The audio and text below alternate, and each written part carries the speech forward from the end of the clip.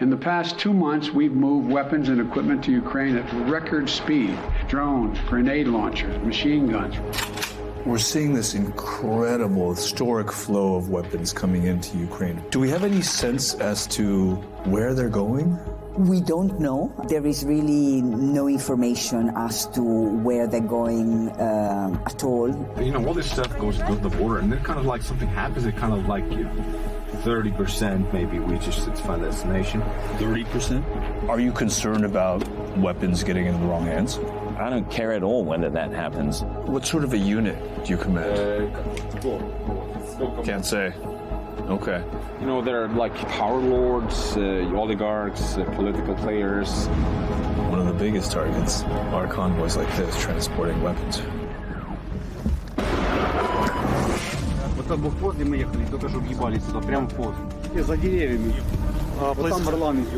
Europeans had come to believe that that project of integration had effectively meant the banishment of armed force. All of a sudden, not far from the borders of the EU, was the most significant war since World War II.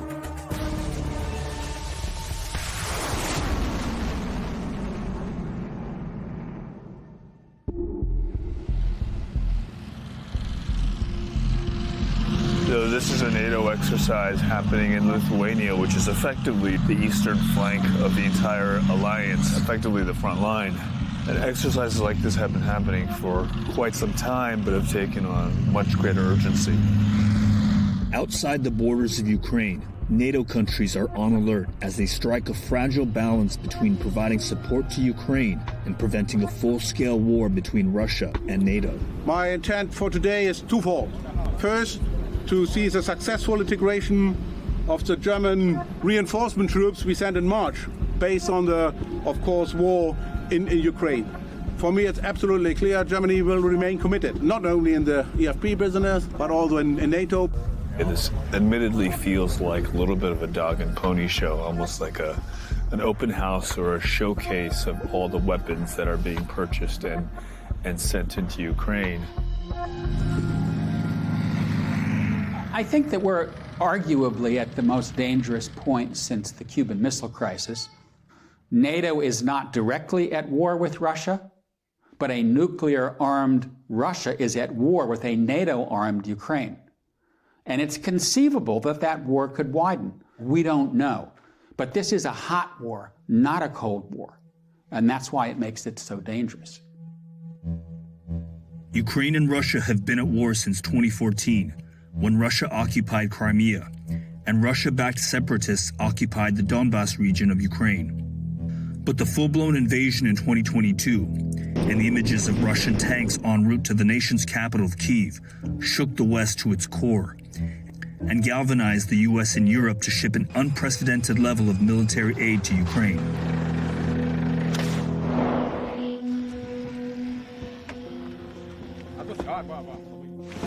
Yeah.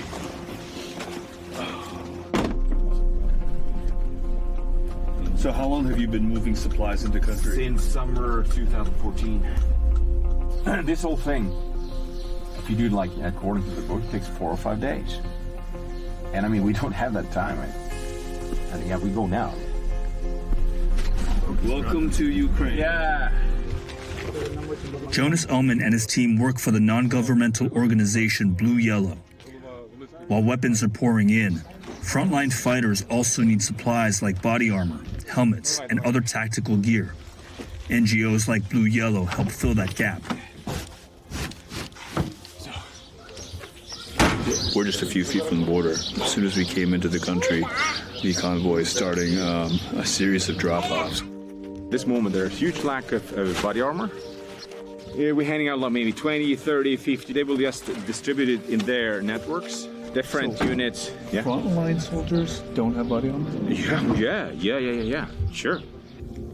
For a country trying to defend itself against a much better funded and equipped aggressor, crews like Jonas's have become vital to navigating the tangle of supply lines to reach the patchwork of what are sometimes improvised military units. You as an NGO, you have to toe the line very carefully. You can only move non-lethal aid. Yes. We are cooperating with units who rely to some extent on official support, and they get weapons, etc. But they also rely on us for other things: cars, drones, optics, etc., etc. The Russians in some ways see this as a war with the West. Ukraine is a proxy for the West, but at the same time, the Russians have been as careful as NATO in not widening the war. They have not chosen to strike against arms depots in Poland, through which arms are flowing into Ukraine. And that is not surprising in the nuclear era, because everybody knows that if you have a military conflict between two sides, both of which have nuclear weapons, you never know where the war is going to go. Jonas, can you help us with 10 night vision devices for a frontline combat unit defending Kharkiv? Go there and see what we can do. One of the many challenges to getting logistics to the front line are the many roadblocks, damaged bridges, collapsed bridges, and having to go off-road and sort of improvise your way through the country.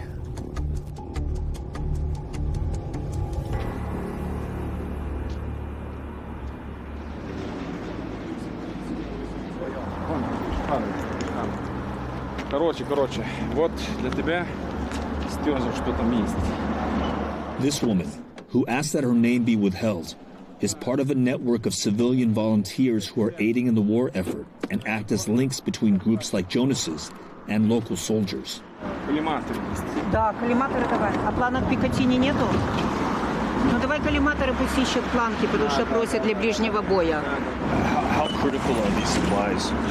Від цієї допомоги залежить життя наших бійців, тому що вони, коли працюють тепловізором, вони вночі бачать цілі, вони бачать супротивника. Коли працюють квадрокоптери, вони бачать місце розташування противника, вони бачать, скільки зброї, яка зброя готується до наступу. Тому це, від цього залежить життя. In addition to go-betweens, Jonas also delivers directly to armed units requesting supplemental aid. We've just been escorted to a compound, a private compound, and Jonas and his team are delivering some aid to this unit. We can't show any faces because of the highly secretive nature of what these guys do. Oh, wow. What sort of a unit do you command? Can't say. Okay. Can you walk me through some of what you have here?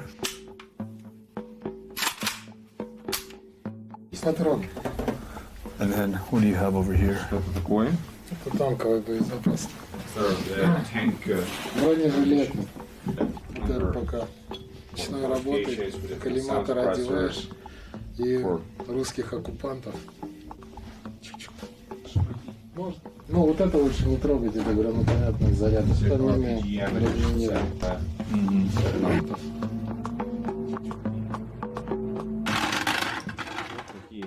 You're having to rely on groups like Jonas's to get some of the non-lethal aid?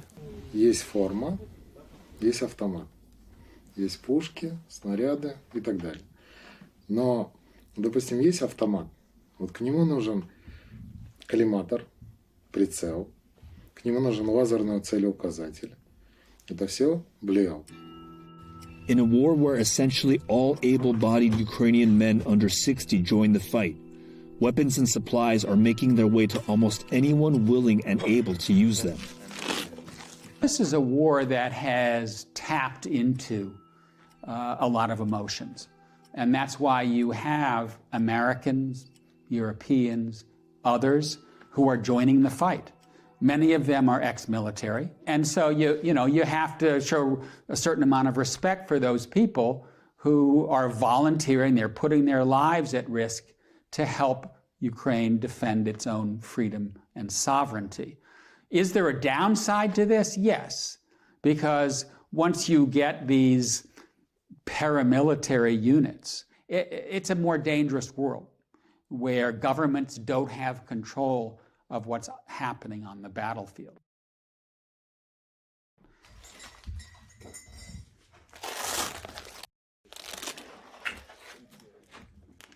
Блін, часи. 6:28. О, хлопці, давайте нажимаємо. Що на балконі должно бути нормальних людей. So right now we get weapons, get our armor, and we'll see what we need for this day.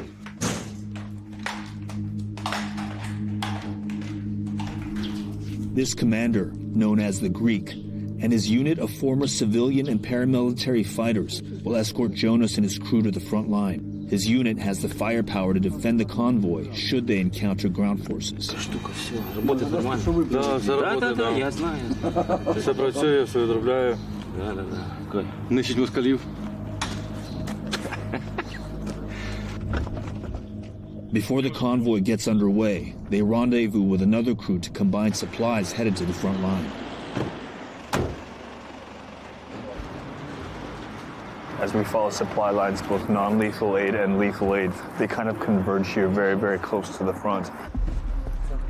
You know, this unit gets most of its non-lethal aid from Jonas and his team, and what we're seeing is all this non-lethal aid sitting right atop some of the most effective weapons of this war. Це наше озброєння, яке прийшло з заходу. Це те, що передали джавеліни.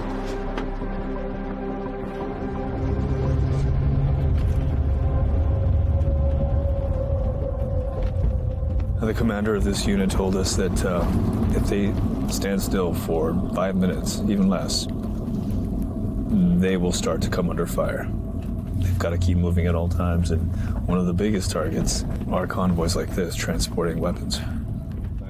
Yo, straight ahead. What did you say? I said straight ahead. Це на англійському, що я в Америку з тобою їду. Свободно. These are checkpoints now, like every half kilometer to a kilometer.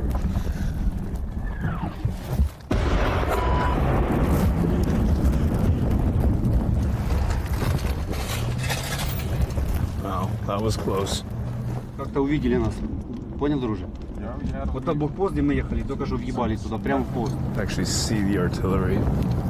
Блядь. Чола, надо розсипатися по посадці. Я понял. Найдіть десь ничку, сховайтеся. Ось там Орлан йде. Out to the trees.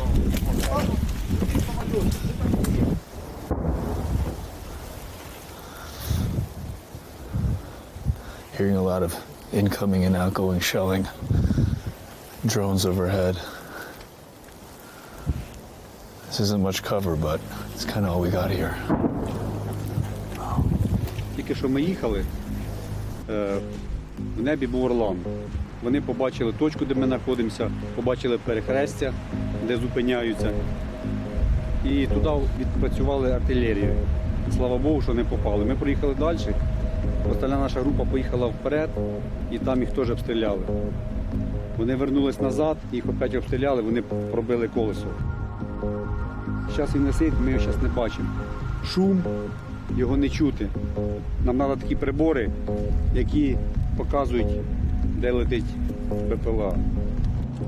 Unable to move any further and out of sight of Russian drones, both the Greek and Jonas pull back without delivering their supplies. We had been traveling in a convoy of 4 earlier when we encountered the shelling. We have to assume that the Russian drones had eyes on all 4. So we're not traveling at 4s anymore until we are well out of range. The derailing of this supply run is one of the many ways desperately needed aid doesn't always make it to the soldiers who need it. The U.S. has sent tens of thousands of anti-aircraft and anti-armor systems, artillery rounds, hundreds of artillery systems, switchblade armored drones, and tens of millions of rounds of small arms ammunition. But in a conflict where front lines are scattered and conditions change without warning, not all of those supplies reach their destination. Some also reported weapons are being hoarded, or worse, fear that they are disappearing into the black market, an industry that has thrived under corruption in post-Soviet Ukraine. Anybody want to refill here? More? More, yeah, some more. That's for me? Okay, cool. Родился обои травмы, обкосился.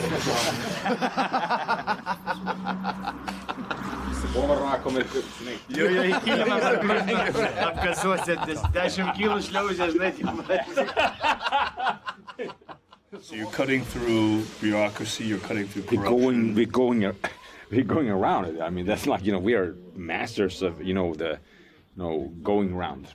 And what is the corruption? Is it like playing favorites? Is it? They're like power lords, oligarchs, political players. The system itself is, we are the armed forces of Ukraine. So if the security forces want to, the Americans gave to us, so you've got to figure it out.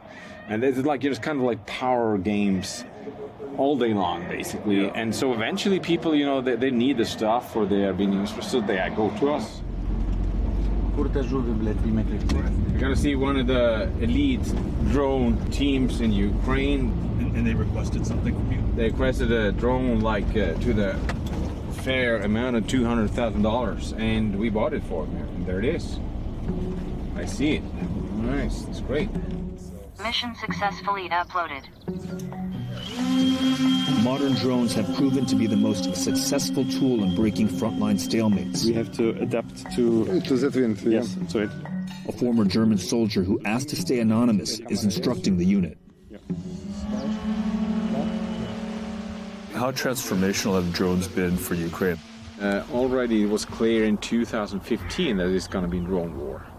Meaning not like the Reaper level, drone weaponized war, drones, yeah. but the tactical drones for all kinds of purposes. I think I lost count how many drones we were putting here. Yeah. Anti-drone kit. Taking down drones very, very far away. So you use it as a defense against drones. That is a serious looking jammer.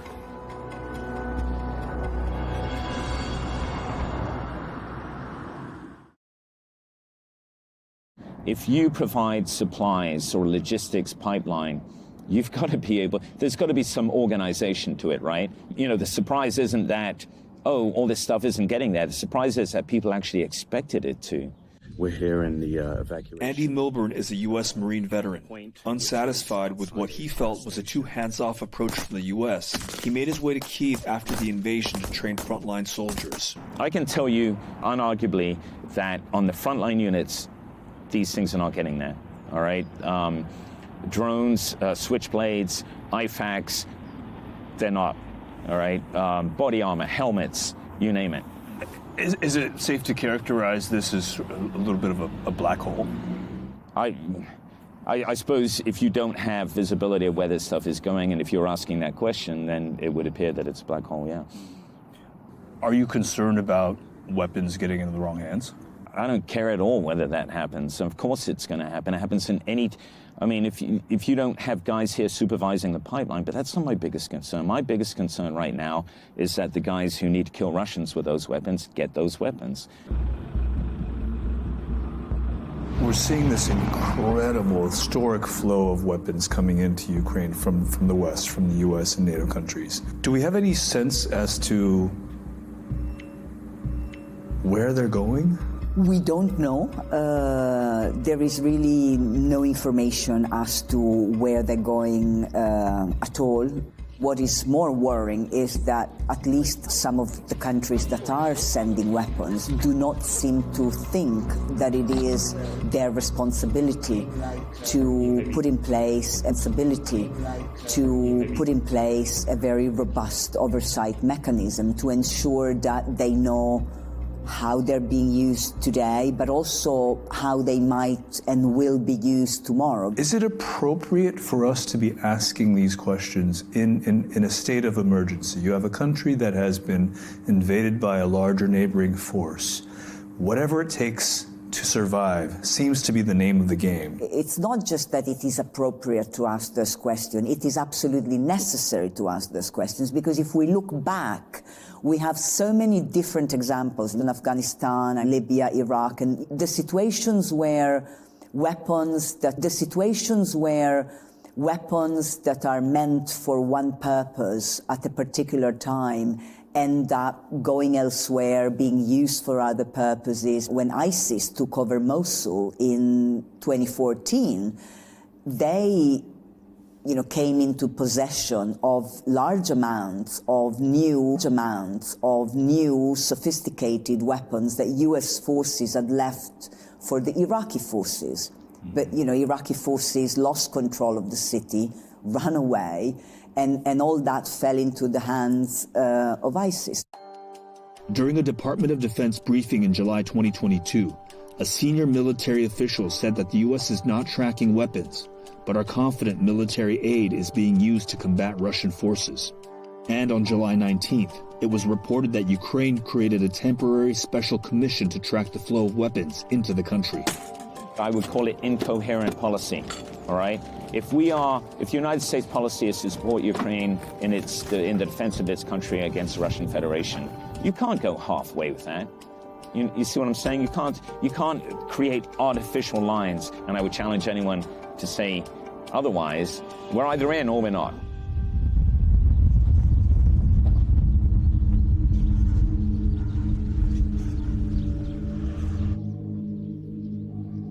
We're now in the heart of the Donbas region, which is the most heavily contested part of Ukraine.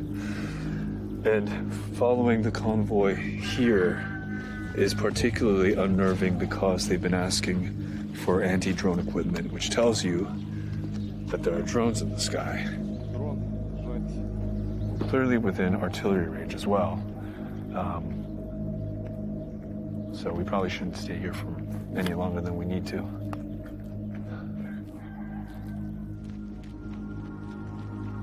We are in the middle of nowhere. This is just Donbas. Who does such a thing? It's just, it makes no sense whatsoever. One of the big questions moving forward is, will there be a long... One of the big questions moving forward is, will there be a long-running Ukrainian insurgency in areas held by the Russians? And I think the answer to that is probably yes. But it depends what territories the Russians hold, how many of the Ukrainians that are in those territories stay, what territories the Russians hold, how many of the Ukrainians that are in those territories stay, but you could still see partisans, Ukrainian units of one sort or another infiltrating across the border into Russia-occupied territories to make any continuing Russian occupation costly and bloody. As we fuel Ukraine with so much of this, isn't there a danger that we're just creating the next insurgency, the next failed state? That's one of the reasons we have to win the war. I mean, if we lose the war, if we have this kind of gray zone, semi-failed state scenario or something like that, that's why we got to win. If you do this, you funnel lots of lethal resource into place and you lose. Then you will have to face the consequences.